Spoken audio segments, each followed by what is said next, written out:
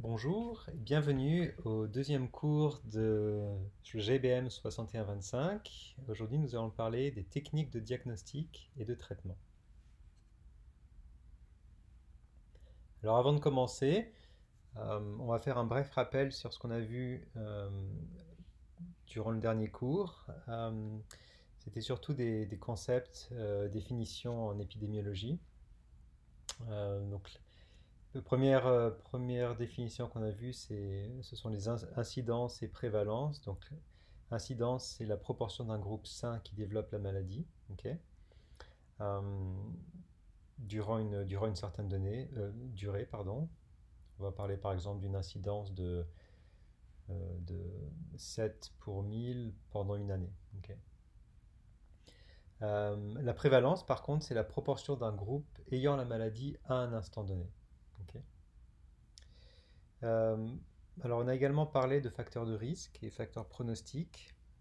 Donc, typiquement, un facteur de risque, c'est les facteurs associés à un risque de développer une certaine maladie, alors que le pronostic, c'est une fois que la maladie est déclarée, ce sont les chances ou plutôt les malchances de mourir ou de développer d'autres symptômes ou de guérir. Ok. Euh, donc, on a ensuite parlé d'inférence, plus spécifiquement inférence statistique. Alors, l'idée derrière l'inférence, c'est d'extrapoler le résultat d'une étude à un groupe, à une population beaucoup plus large. Ok.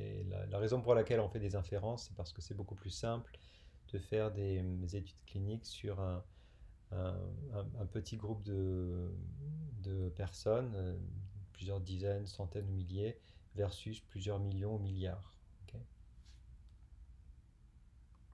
Alors, ce qu'on a vu aussi, c'est que si on fait une inférence, euh, il est possible qu'il y ait des biais à notre étude. Ok.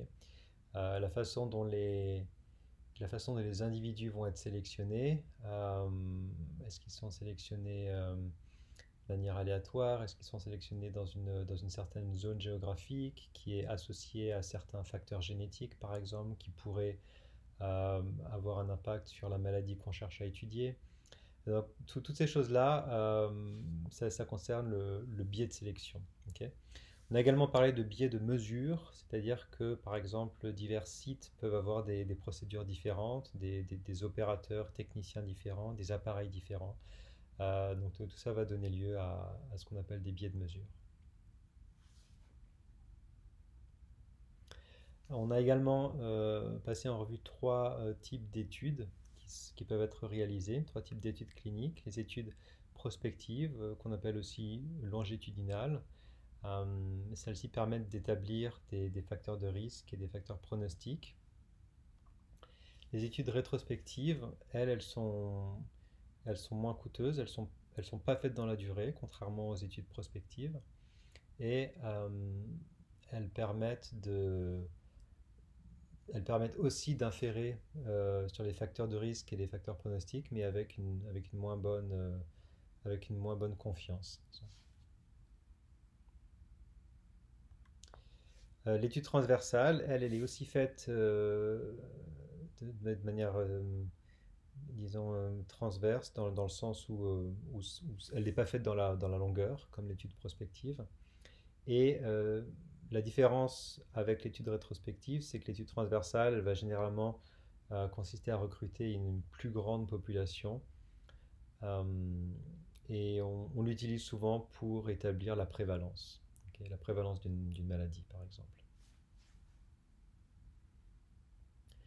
Alors, on va maintenant entrer dans le vif du sujet. Ce qui nous intéresse aujourd'hui, c'est le diagnostic. Alors d'abord, avant de parler du diagnostic, on va parler de sa définition et de ce qui se cache derrière la sémantique. Donc ça vient du grec diagnostikos, qui permet de distinguer. Donc typiquement distinguer euh, quelqu'un de malade versus sain. Diagnostic, il est établi par le médecin, qui va se baser sur des signes physiques, des symptômes et ou des tests de diagnostic. Donc typiquement des mesures obtenues à l'aide de différents instruments biomédicaux. D'accord. Alors les signes physiques, ça peut être les jambes gonflées chez des patients souffrant d'insuffisance cardiaque, par exemple. Euh, des symptômes, ça peut être par exemple l'angine chez des patients qui sont atteints d'une maladie coronarienne ou des palpitations cardiaques ou des syncopes. Euh, et le test diagnostic, comme on l'a vu, donc ce sont des mesures ok, obtenues à l'aide d'instruments biomédicaux. Alors ça peut être par exemple la concentration de glucose dans le sang ok, pour le diagnostic du diabète. Alors petite parenthèse, attention à l'orthographe, ok, on a les mots diagnostic et diagnostic, C ou Q, UE. Alors quand c'est avec un C, ça concerne le nom, par exemple un diagnostic, d'accord, alors que diagnostic QE, c'est l'adjectif. Typiquement un instrument diagnostique. Ok.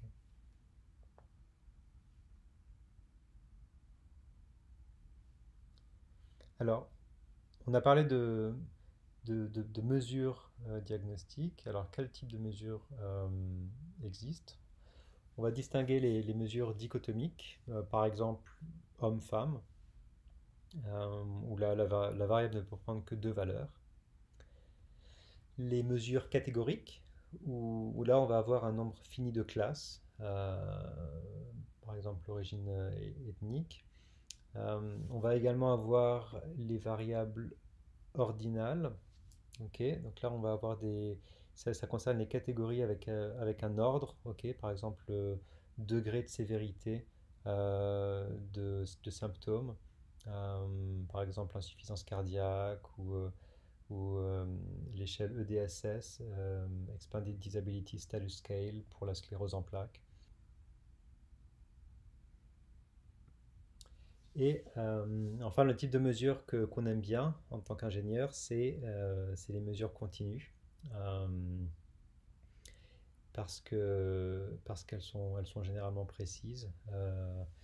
Et puis, alors, des exemples de mesures continues, ça va être pression, température. Ok.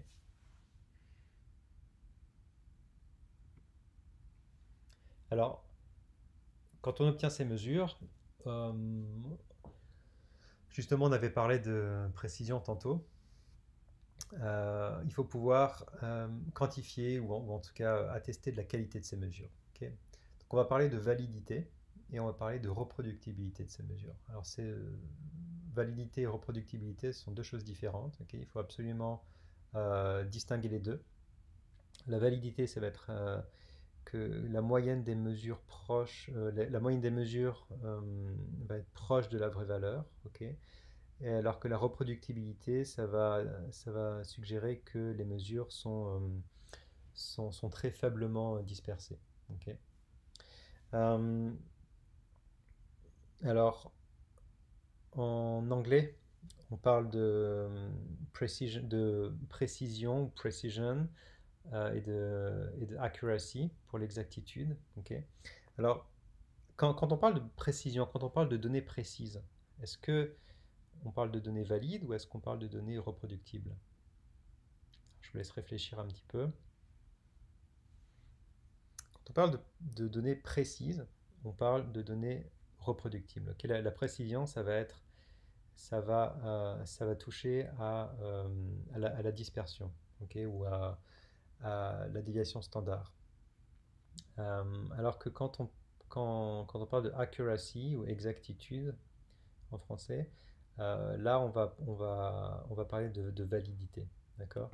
C'est extrêmement important de faire la distinction entre ces deux termes, précision et exactitude, ou precision et accuracy en anglais, euh, et ne pas faire l'amalgame. Une autre analogie, en fait, c'est que vous pouvez voir le concept de précision comme quelque chose d'associé au bruit, un bruit gaussien, par exemple, ou bruit, disons, indépendamment distribué.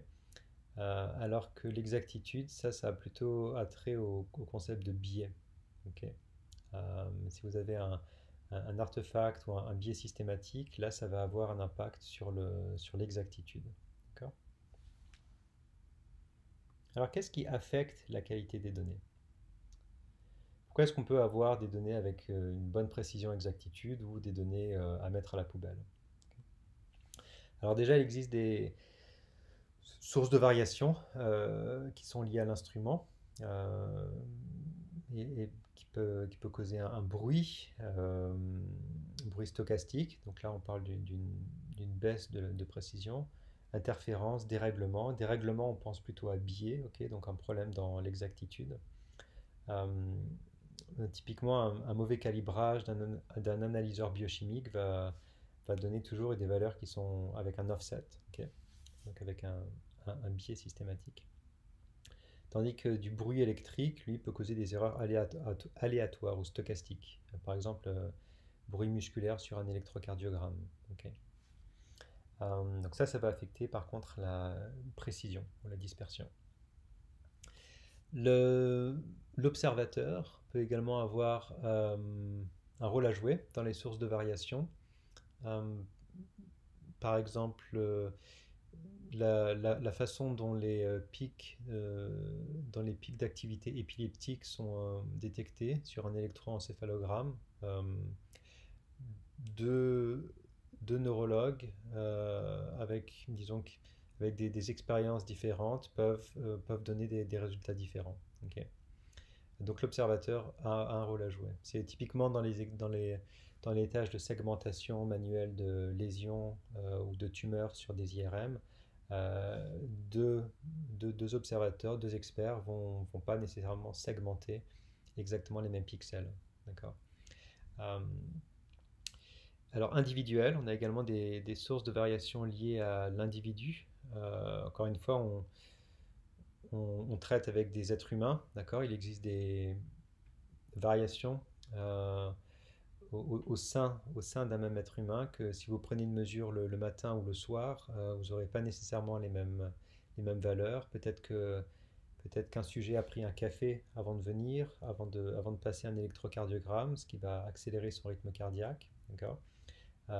Rythme circadien peut avoir un impact, la situation de stress ou autre. Donc, ces variabilités intra-individuelles donc, vont, vont également impacter les mesures, euh, disons, des instruments biomédicaux. Le quatrième point, c'est non pas les mesures intra-individuelles, mais inter-individuelles. C'est-à-dire deux personnes vont, par exemple, avoir un âge différent, un sexe différent, un bagage génétique différent qui va potentiellement influencer aussi les mesures ou les facteurs pronostiques. Ok.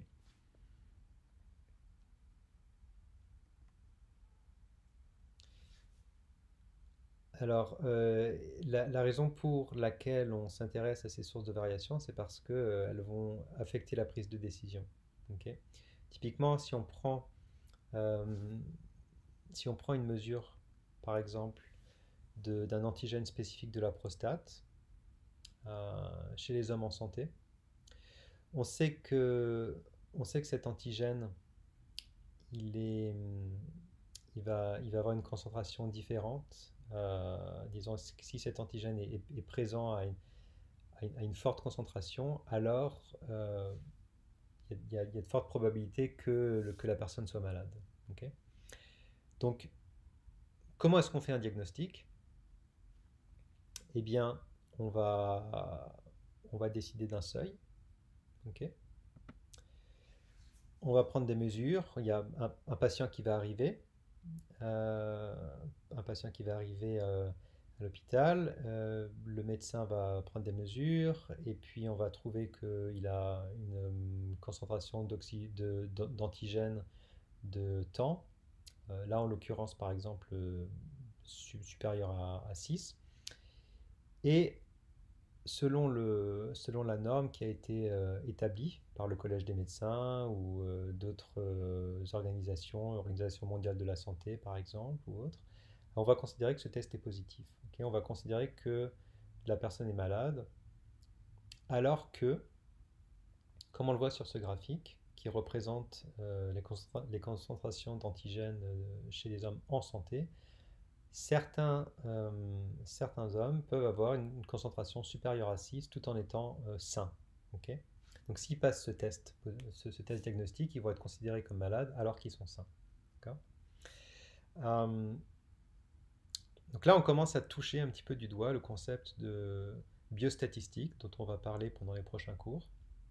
Euh, Parce que, en l'occurrence, là, dans cet exemple, on va voir que l'air sous cette courbe, ok, sous cet histogramme, euh, au-dessus du seuil, on va se retrouver avec 5% de cet air et en deçà du seuil, 95%. Ok.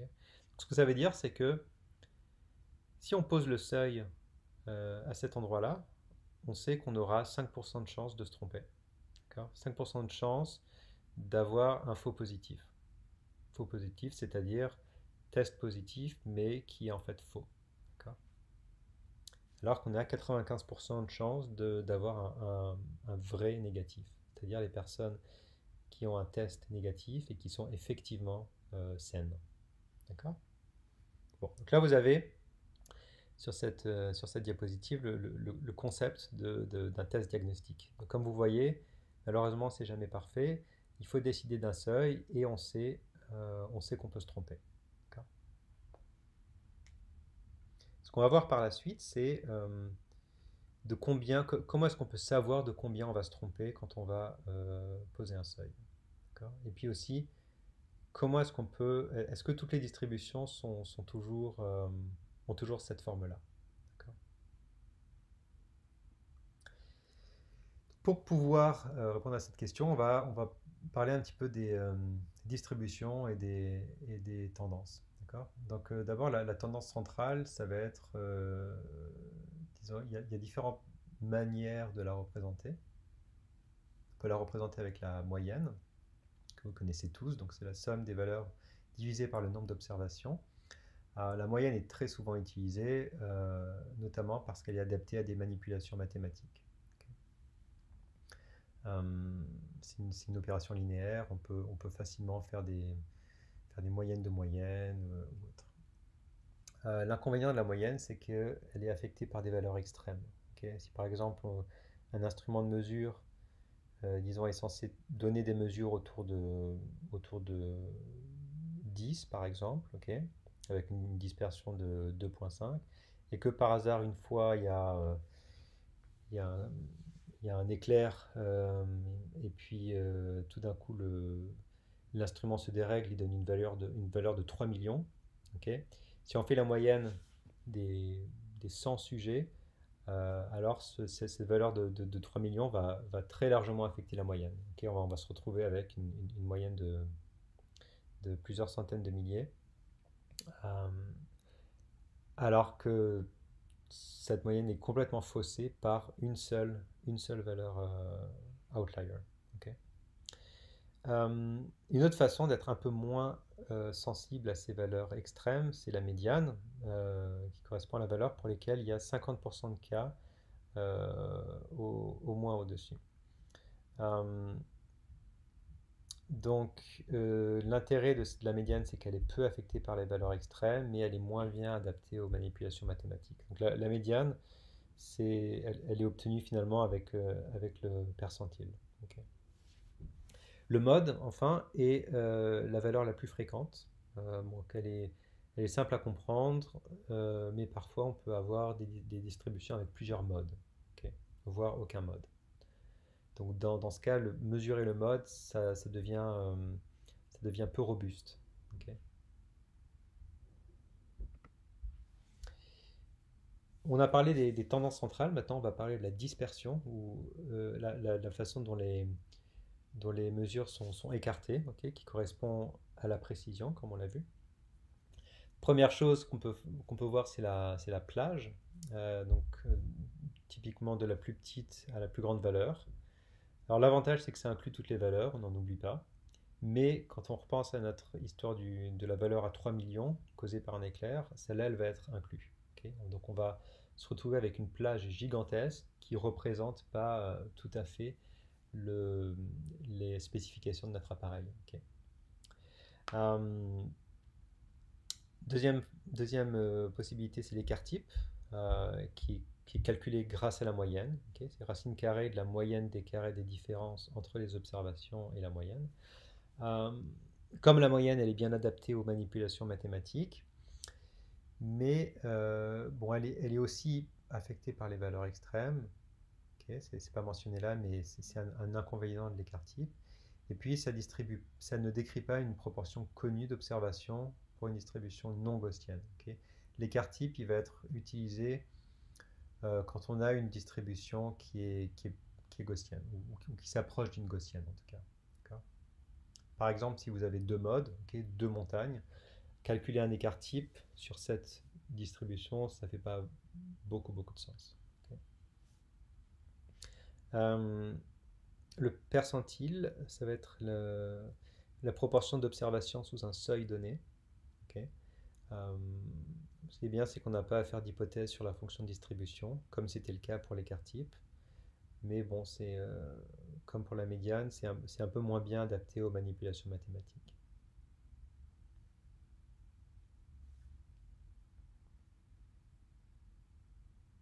Alors à quoi ça sert d'évaluer la dispersion des erreurs?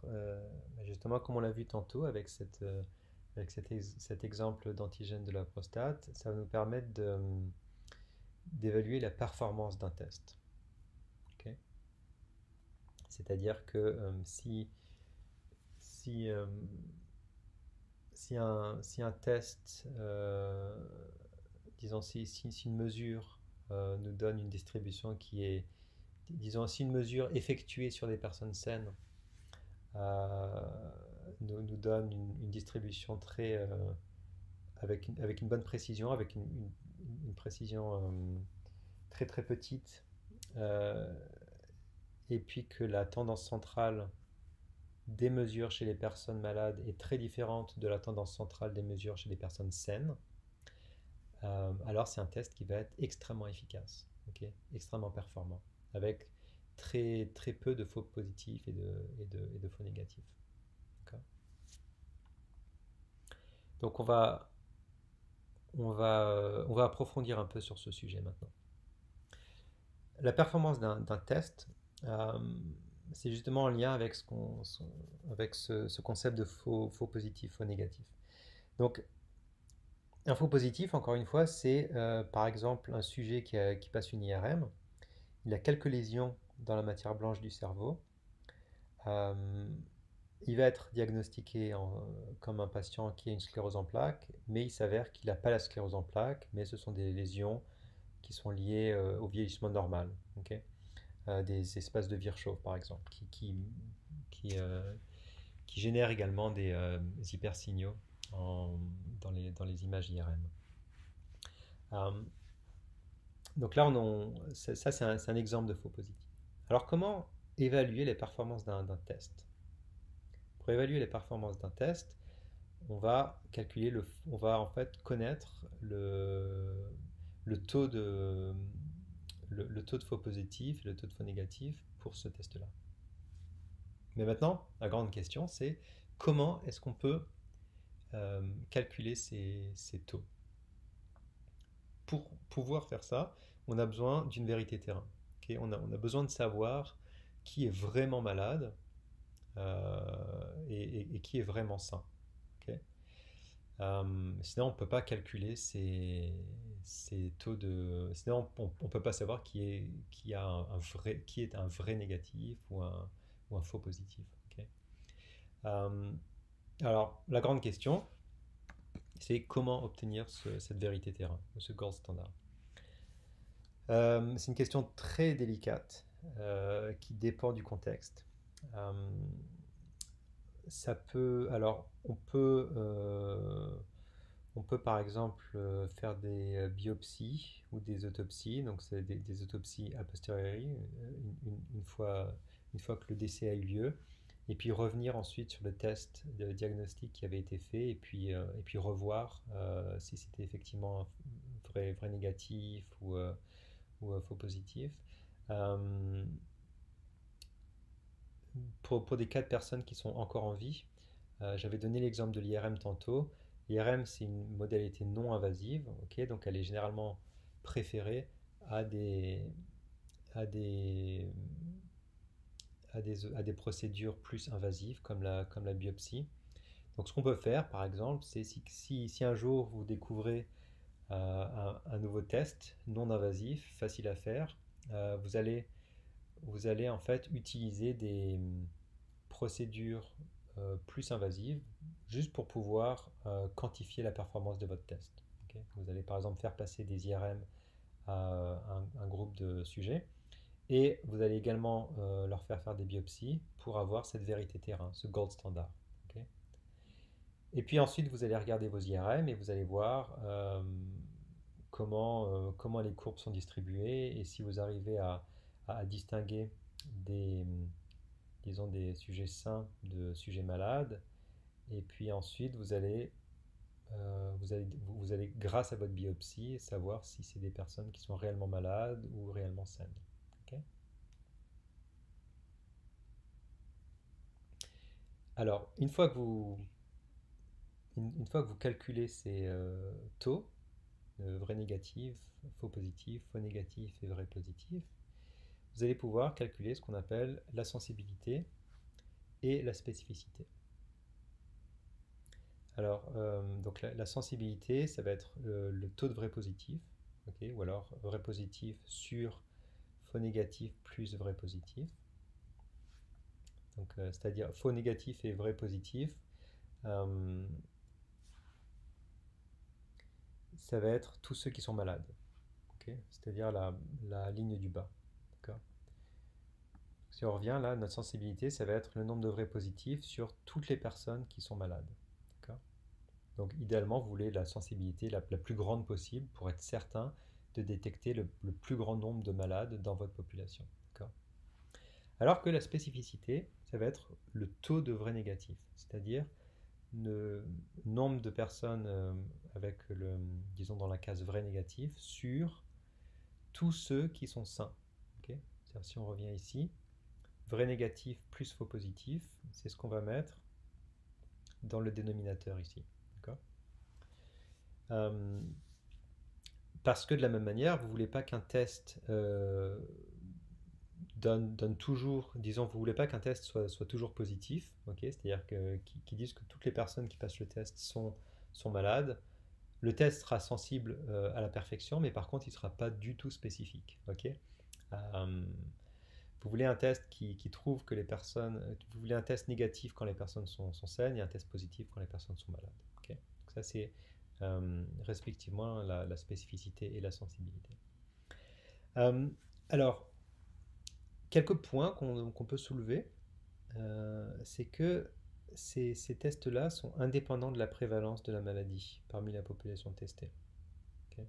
Euh, C'est-à-dire que si des maladies sont extrêmement rares, eh ben, le fait que la maladie est rare, ça va pas rentrer en compte ici dans la définition de la sensibilité et de la spécificité. Ok. Parce que pour la sensibilité, on va normaliser par toutes les personnes qui sont malades, mais on ne sait pas si la prévalence de cette maladie est très grande ou très très faible. D'accord. On va voir un peu plus tard qu'il existe d'autres tests ou d'autres indices qui prennent en compte la prévalence. L'autre point, c'est que la sensibilité et la spécificité sont affectées par le degré de sévérité de la maladie chez les patients atteints. Ok. Comme on l'a vu, euh, un test diagnostique, ça va se baser sur une mesure, ok, et puis ça va regarder une distribution, il y aura un certain seuil qui sera affecté. Euh, et puis, dépendamment de où on se trouve dans la distribution, eh bien, on va être plus ou moins proche de ce fameux seuil, d'accord, de ce fameux seuil qui décide si on est positif ou négatif, d'accord. Et, et cette courbe-là, finalement, elle est en lien avec le degré de sévérité, d'accord. Donc, typiquement, euh, si on regarde la sclérose latérale amyotrophique, par exemple, qui est une maladie dégénérative des motoneurones, euh, un test diagnostique, ça va être les potentiels évoqués, c'est-à-dire la, le- la réponse musculaire à des stimuli.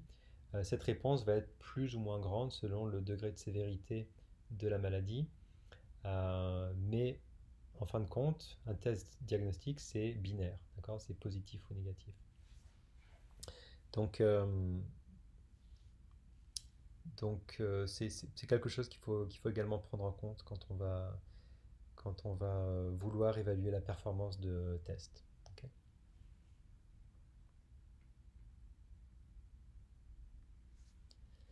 Donc, on a vu que la sensibilité, un test, en fait, un test, on veut qu'il soit sensible, on veut également qu'il soit spécifique. Alors, qu'est-ce qu'on va faire pour décider de la performance d'un test? On va afficher les deux sur une courbe. Cette courbe, ça s'appelle la Receiver Operating Characteristics ou la courbe ROC. Courbe ROC, elle va représenter la sensibilité en ordonnée et la spécificité en abscisse. Ok. Alors, pour information, souvent ce qui est représenté, c'est 1 moins la spécificité, euh, de telle manière à avoir en fait une courbe ROC où l'origine va être en bas à gauche, comme traditionnellement le cas pour les graphiques. Donc juste ne soyez pas confus si jamais vous voyez une courbe ROC parfois qui indique 1 moins la spécificité, c'est simplement que l'échelle a été inversée. Ok. Euh, donc, ça c'est une courbe ROC, ok, et cette courbe ROC elle a été obtenue à partir de vérité terrain et d'un test diagnostique qui a été proposé. Alors maintenant, la question c'est comment est-ce qu'on construit une courbe ROC? Comment est-ce que des chercheurs sont parvenus à ce type de courbe? La première étape pour faire une courbe ROC, c'est de collecter les données. Ok. Donc on connaît notre population, donc on sait que notre population est... on sait qu'il y en a qui sont sains et il y en a qui sont malades. Et ça, on le sait grâce à notre vérité terrain. D'accord. On va également leur faire prendre des mesures avec le nouveau test qu'on a découvert. Ok. Euh, et puis, on leur fait prendre des mesures, donc on peut dessiner ces courbes. Ok. On peut dessiner la courbe de notre mesure chez les patients sains, et puis en vert, la courbe de mesure avec notre nouveau test chez les patients malades. Ok. Et encore une fois, la clé là, c'est qu'on sait qui est sain et qui est malade. Une fois qu'on a fait ces deux courbes, on a fait à peu près tout le travail. Parce que tout ce qui nous reste à faire, c'est de faire varier un seuil. Ok. Donc on commence à placer un seuil. Là, vous voyez, je l'ai placé très très à gauche.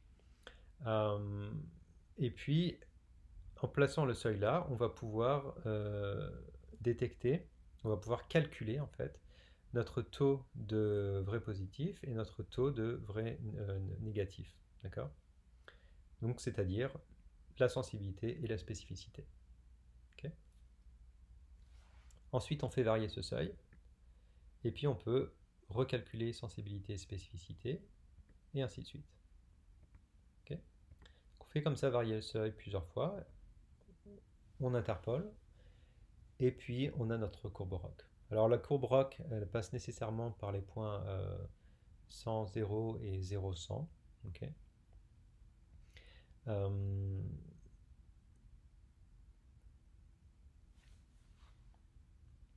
Et alors, on va voir un petit peu plus tard comment interpréter cette courbe ROC et puis comment l'utiliser de façon pratique. Alors, pour être certain que vous arrivez bien à comprendre comment construire une courbe ROC, je vais vous laisser faire ce petit exercice. Donc, patients with suspected hypothyroidism reported by Goldstein and Muslim dans une étude de 1987. So thyroxine T4 is the key hormone produced in the thyroid gland. Donc là, vous avez en bas à gauche un graphique, ok, qui montre les distributions pour les personnes saines, c'est-à-dire euthyroid, et les personnes malades, hypothyroid. Ok. Ce que vous avez à droite, c'est les nombres, ok, c'est le nombre de patients qui sont malades dans la deuxième colonne et qui sont sains dans la troisième colonne. Ok. Et puis ce que vous avez pour chaque ligne, c'est les beans, en fait, c'est les valeurs de cette hormone T4 qui a été mesurée dans chacun des groupes. Ok. Alors à partir de ça, eh bien, il faut construire la courbe ROC. Alors, je vous invite à faire pause sur la vidéo, essayez de le faire de votre côté, et puis je vais vous donner la solution par la suite. Bon, donc j'assume que vous avez fait pause, et puis maintenant je vais vous donner la solution. Donc, en fait, il y a un petit piège ici. C'est que généralement, dans les exemples que je vous avais donnés tantôt, ici, ou même avant, les malades sont situés à droite et les sains sont situés à gauche. Ok. Là, c'est le contraire. Ok. Les sains vont être euthyroid, c'est-à-dire ceux qui sont distribués en bleu foncé. Ceux-là, ils vont être distribués plutôt à droite, alors que les malades, c'est hypothyroïde, donc ils vont être distribués à gauche. Donc là, si on met un seuil, les malades vont pas ceux qui vont être à droite du seuil, mais ceux qui vont être à gauche du seuil. Ok. Donc c'est ça le petit piège. Donc on va commencer pour faire la courbe ROC à poser un seuil à 5. Ok. Si on met un seuil à 5, alors ceux qui sont à 5 ou moins vont être considérés comme malades. Ok. Là, on en mesure 18 qui sont effectivement hypothyroïdiens. Donc là, la sensibilité va être 18 sur le total des hypothyroïdiens, c'est-à-dire 32. Okay, la sensibilité va être 18 sur 32. La spécificité, combien elle vaut? C'est le nombre de personnes qui ont été diagnostiquées comme saines sur toutes les personnes saines. Okay. Donc diagnostiquées comme étant saines, ça va être donc 93 moins 1. Okay. Parce que comme vous voyez, il y a une seule personne qui se trouve dans les 5 ou moins. D'accord. Donc il y en a 92 qui sont en 5 plus epsilon ou plus. Okay. Donc 93 moins 1, le tout divisé par toutes les personnes qui sont saines, c'est-à-dire 93. Okay. Donc la spécificité vaut 93 moins 1 sur 93. Okay. On continue ensuite, le seuil à 7, la sensibilité va être égale à 18 plus 7 sur 32, et la spécificité 93 moins 18 sur 93. Okay. Ça nous donne cette courbe que vous devriez normalement retrouver.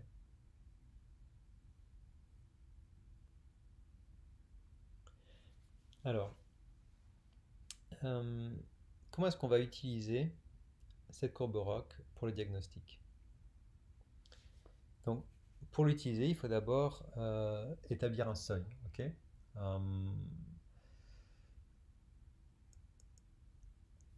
Alors, si on regarde maintenant cet exemple, okay, où là, les personnes malades vont être en vert, okay, donc à droite du seuil, les personnes saines en bleu, à gauche du seuil. Si j'augmente mon seuil, comment varie la spécificité et la sensibilité? Alors, si j'augmente mon seuil, la spécificité va augmenter et la sensibilité va diminuer. Okay. C'est-à-dire que le taux de vrai positif va augmenter, le taux de vrai négatif va descendre. Okay. Ce que ça veut dire, c'est qu'on va moins bien détecter les personnes malades. Alors, est-ce que c'est un problème?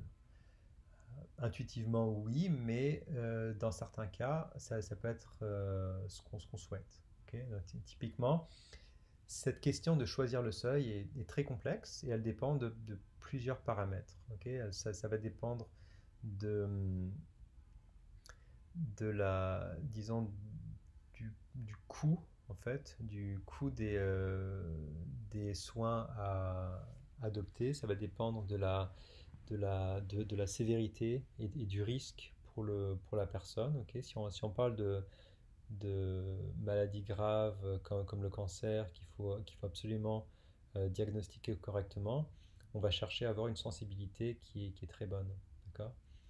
Si on parle de maladies comme le rhume, par exemple, dont on sait que ça ne va pas, disons, causer disons, un grand nombre de morts, euh, alors on ne va pas nécessairement vouloir une grande sensibilité parce que ça va augmenter le coût pour le système de la santé publique. D'accord?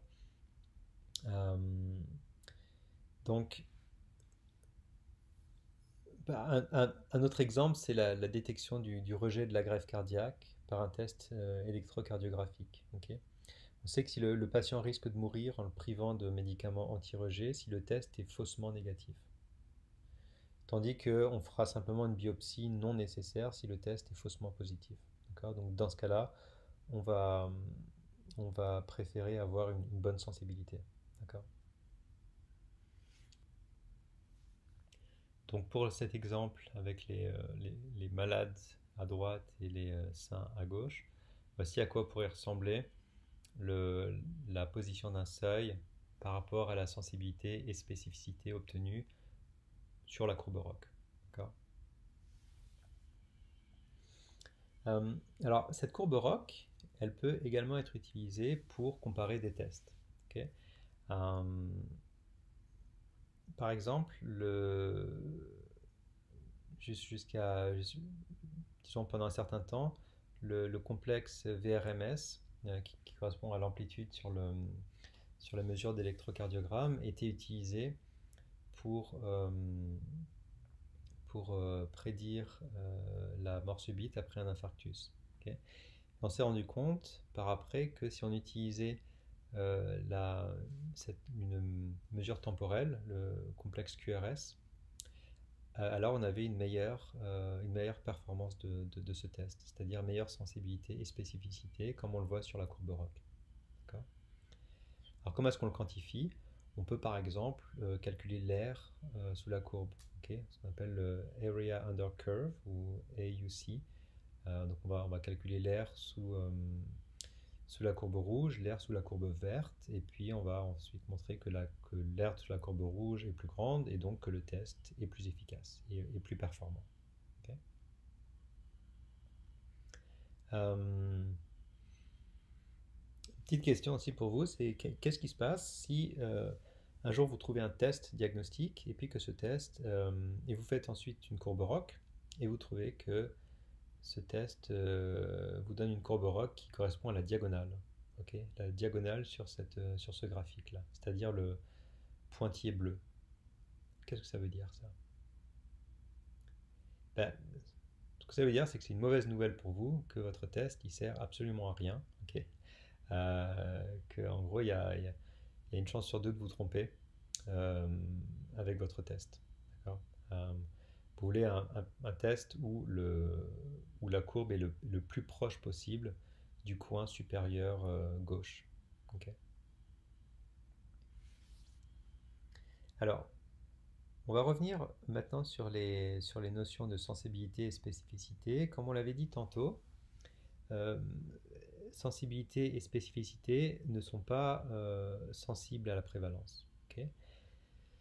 Et dans certains cas, les cliniciens qui appliquent les tests doivent aussi se préoccuper de cette prévalence euh, parmi la population qui est fréquente, parce que si la prévalence est très faible, alors le test risque de détecter beaucoup plus de faux positifs. Ok. Et ça, ils ne le veulent pas. D'accord. Euh, Si par exemple un test a un taux de faux positifs de 5% par exemple, mais que la maladie est extrêmement rare, ok, par exemple 1 pour 1 milliard, euh, bah, on veut en tenir compte, ok. Le clinicien veut en tenir compte dans son test diagnostic. Alors pour ça, on peut utiliser la précision de prédiction positive, ok, qui est le taux de vrai positif sur vrai positif plus faux positif. Ok. Donc là, on va mélanger dans le dénominateur ceux qui sont sains et ceux qui sont malades. Donc c'est comme ça qu'on fait intervenir cette notion de prévalence. Ok. De manière analogue, la précision de prédiction négative, ça va être le nombre de vrais négatifs sur les vrais négatifs plus les faux négatifs. Ok. Donc ça définit, la précision de prédiction négative définit le pourcentage de sujets sains parmi tous les patients dont le test est négatif. Ok. Alors, intuitivement, là, comment est-ce que, pour essayer de comprendre un peu, pour avoir un peu plus d'intuition sur comment la prévalence affecte ces mesures, on prend un test dont la sensibilité et la spécificité sont de 90%. Ok.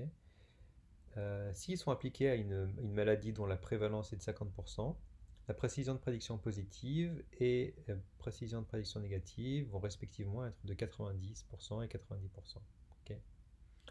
Alors que si la prévalence de la maladie est de 3%, ok, c'est-à-dire beaucoup moins fréquente, alors la précision de prédiction positive descend à 22% et la précision de prédiction négative, elle monte à 99%. Ok.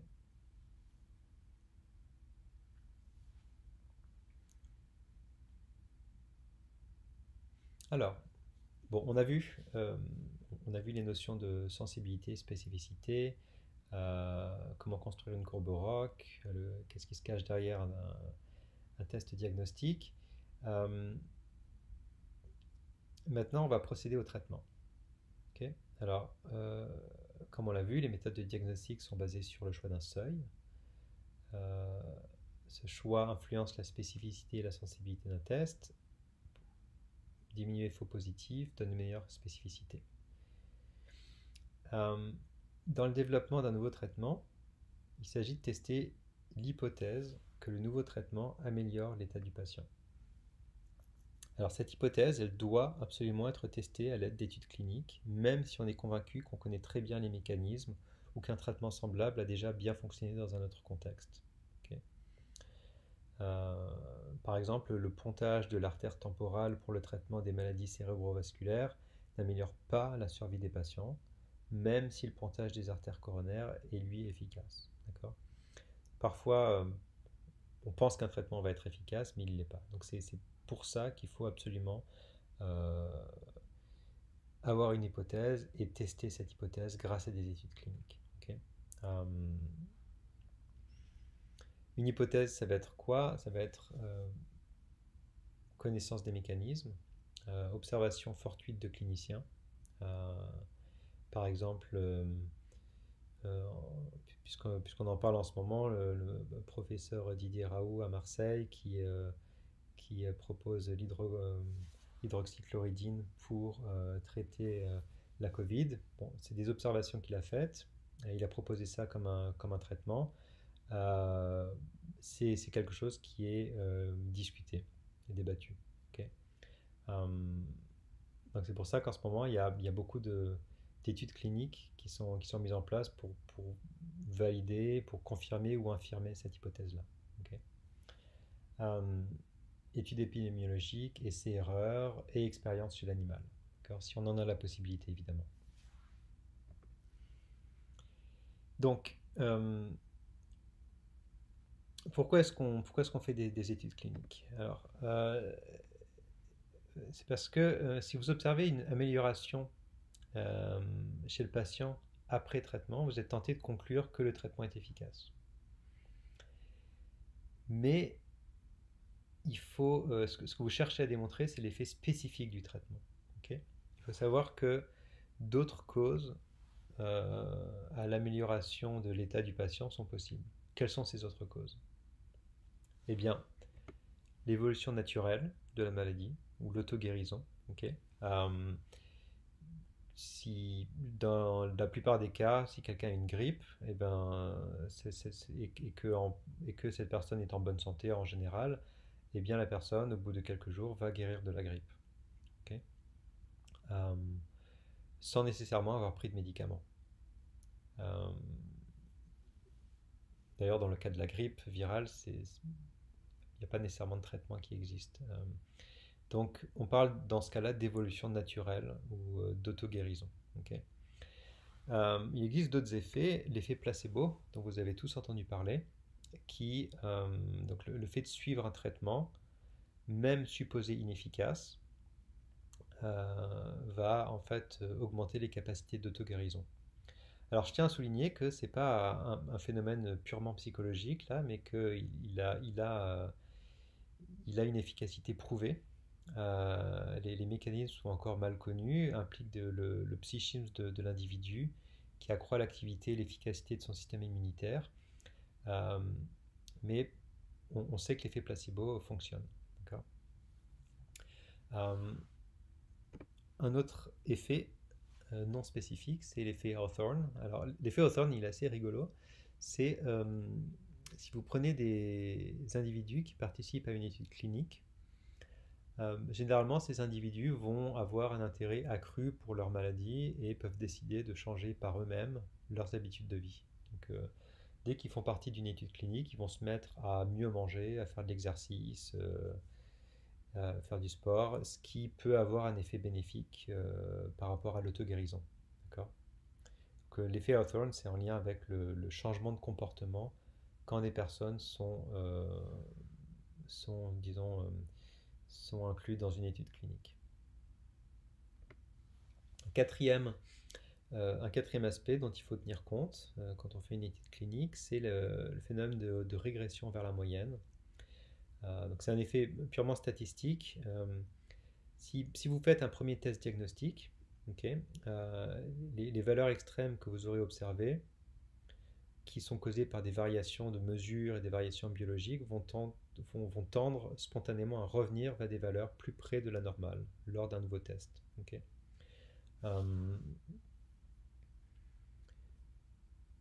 Donc ça, encore une fois, c'est un phénomène connu dont il faut tenir compte quand on fait des études cliniques.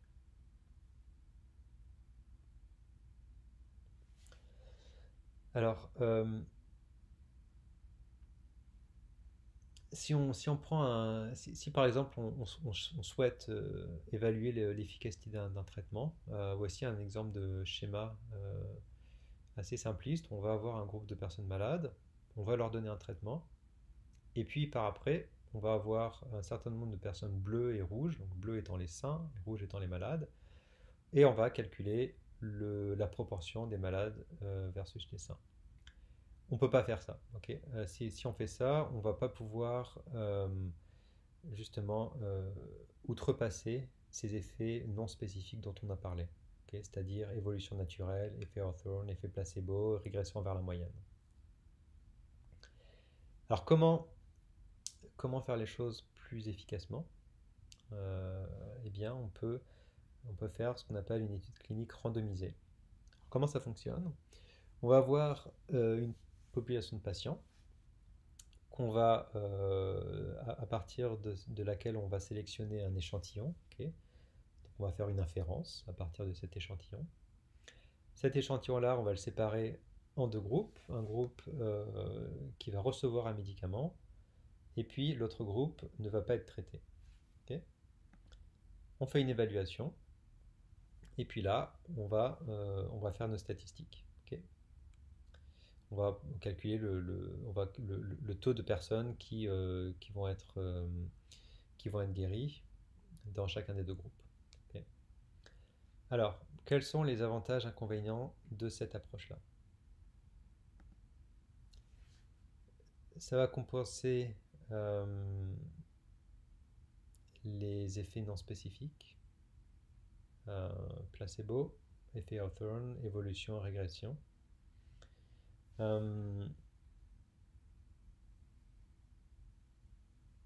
Mais il faut pour cela avoir des critères extrêmement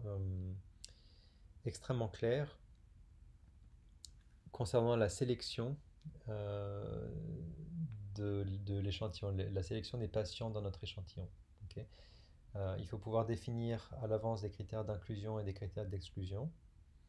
Il faut pouvoir, il faut avoir une idée aussi de l'homogénéité de nos groupes. Si par exemple on sélectionne un groupe qui est particulièrement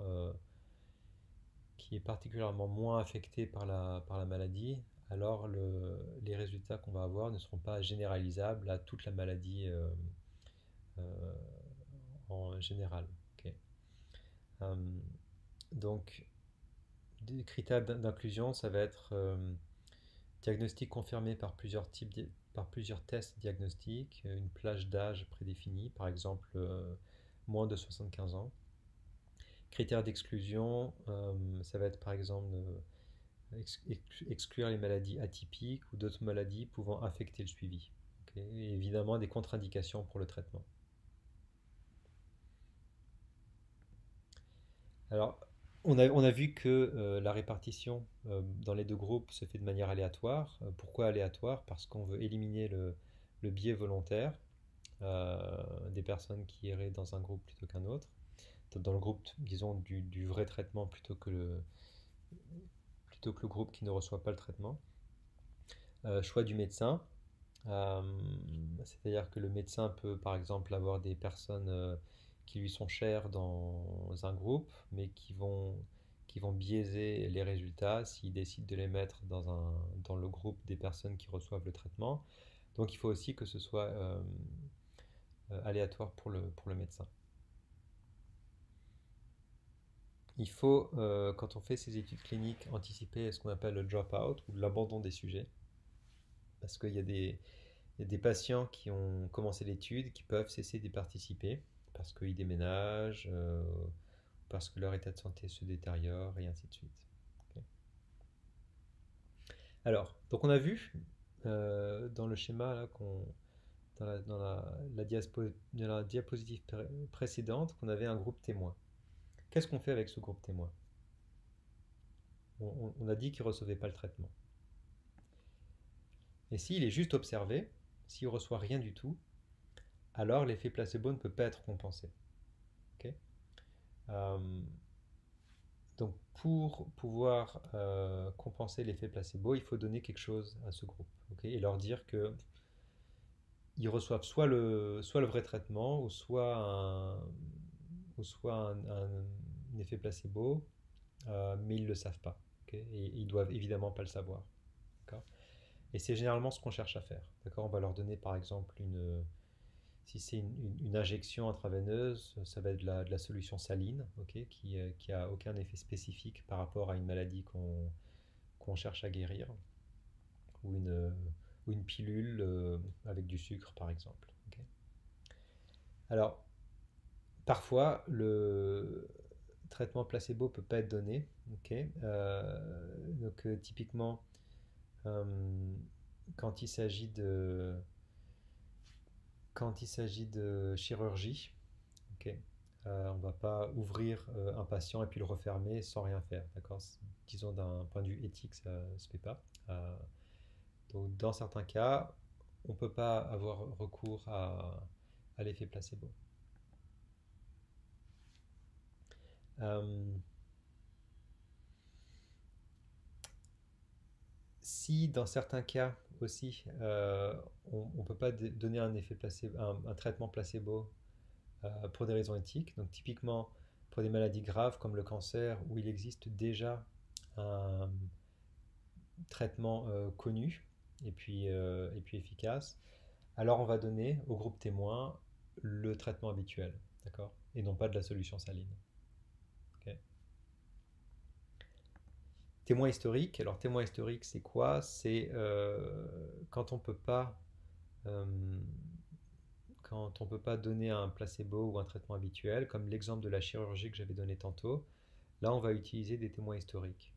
D'accord. Donc c'est-à-dire en se basant sur la littérature, euh, d'un groupe disons, de la même démographie, même sexe, même âge, même type de maladie. Euh, Tant de personnes ont décédé au bout de tant d'années, par exemple.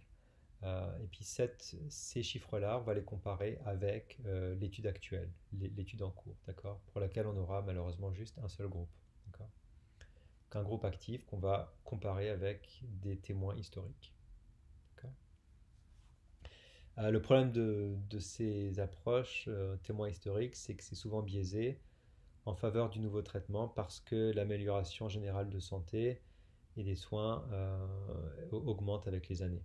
Ok. On traite généralement mieux aujourd'hui qu'il y a 50 ans. D'accord.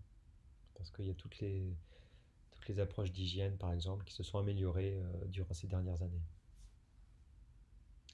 ainsi que les pratiques. Alors, l'essai clinique croisé permet d'éliminer la variation interindividuelle dans l'analyse des résultats. Parce que ce que vous avez vu tantôt, c'est que on avait notre échantillon, on le partageait en deux groupes, et puis ensuite on va comparer groupe 1 et groupe 2.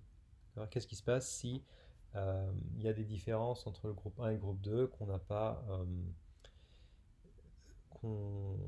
perçues? Pour ça, on peut faire un essai clinique croisé où on a notre échantillon, on va le répartir en deux groupes, un groupe traité, un groupe non traité, ou qui reçoit un placebo.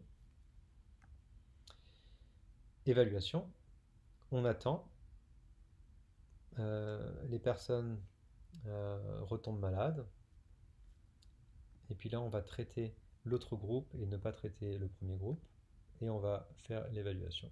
Ok. Donc là on a comme ça une phase 1, une phase 2, où les patients traités et non traités vont être inversés. Et on va, à la fin de ces deux phases, évaluer, disons de manière moins biaisée par rapport à la sélection des patients, notre traitement.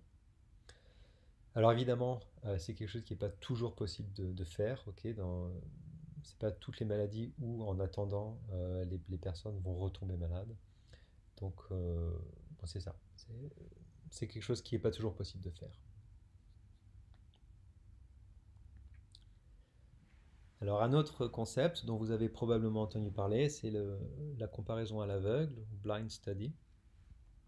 Là, le but, c'est d'éviter un biais supplémentaire qui est de connaître les groupes, ok, les groupes traités versus non traités. Donc, euh, les personnes qui sélectionnent et répartissent les patients, idéalement, on ne veut pas qu'elles sachent dans quel groupe elles vont finir, de telle manière à ne pas biaiser la sélection en choisissant des patients moins ou plus malades selon leurs attentes. Ok. Si par exemple un médecin est sponsorisé par Pfizer, ok, puis Pfizer dit au médecin qu'il va recevoir 3 millions de dollars si le médicament est mis sur le marché, le médecin il serait peut-être tenté de sélectionner euh, dans le groupe qui va recevoir le traitement des patients qui sont moins malades, et dans le groupe qui va être non traité, qui reçoit le placebo, des personnes très malades. Ok. Ça, c'est un exemple de biais évident, et on ne veut pas que ça arrive. D'accord. Les personnes qui répartissent les sujets doivent le faire à l'aveugle. Les patients, de façon évidente, ils doivent pas savoir dans quel groupe ils sont, ok, sinon l'effet placebo ne pourrait pas être compensé.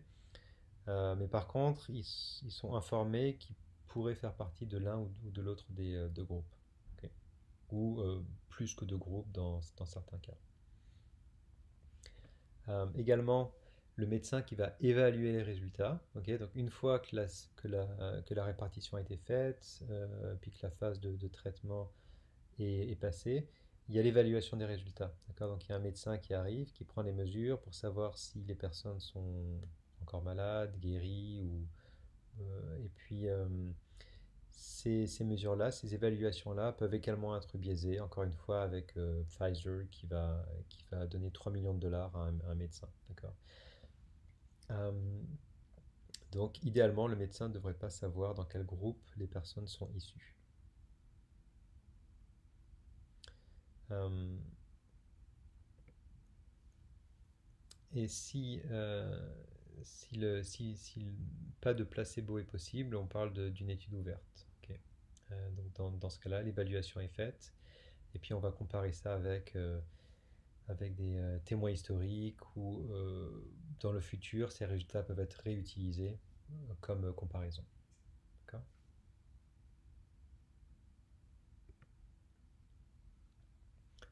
Alors on utilise différents indices pour évaluer l'efficacité d'un traitement, pour réduire le taux d'événement.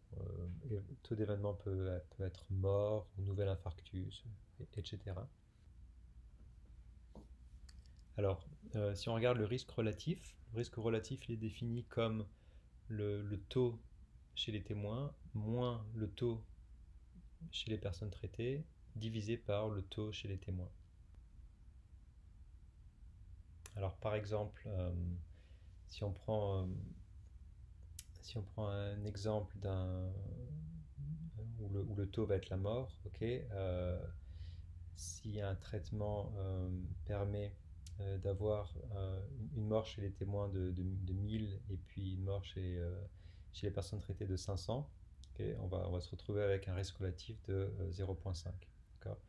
Donc typiquement le plus proche on est de, de 1 et le mieux c'est. D'accord. Euh, si on se rapproche de 0, ça veut dire que le traitement n'a pas nécessairement beaucoup d'intérêt. Ok. Euh, Lorsque le taux d'événement est faible, on ne veut pas diviser par quelque chose de faible, donc on va plutôt utiliser la réduction du risque absolu. D'accord. Donc taux de témoin moins taux de traitement.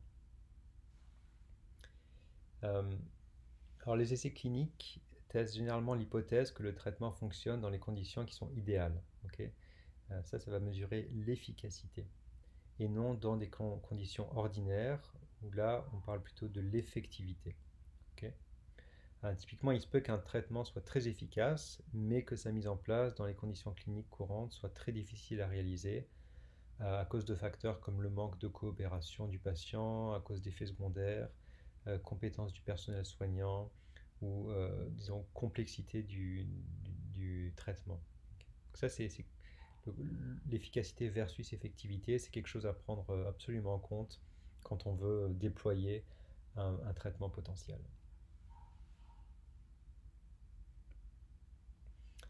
Alors, on a fini pour le cours d'aujourd'hui. On va faire un petit résumé des points importants. On a vu que les méthodes diagnostiques sont basées sur le choix d'un seuil. Ok. Ce seuil, il influence la spécificité et la sensibilité d'un test. D'accord. Donc, il faut connaître les définitions de la spécificité et de la sensibilité. D'accord. Le taux de vrai négatif et le taux de vrai positif, respectivement. Euh, Savoir construire une courbe ROC. Et puis également connaître le principe d'études cliniques randomisées et puis savoir quel type de biais elles permettent d'éviter ou en tout cas de minimiser. C'est-à-dire l'évolution naturelle, l'effet Hawthorne, l'effet placebo et phénomène de régression vers la moyenne. Voilà, donc le cours est terminé. Merci de m'avoir regardé jusqu'au bout et on se voit au prochain numéro.